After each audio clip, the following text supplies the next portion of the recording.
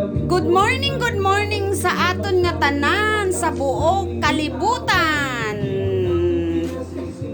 Amo ni ang kinabuhi isang nanay sa aga. Aga pa nagkalat ang apo. Aga pa nagkalat ang apo. O, tanawan nyo pala kung ano nang kinahimo sang naughty boy ko. Nan.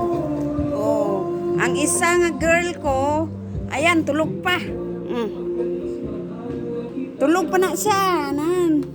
Tanghali na yan magising, yan. Ito.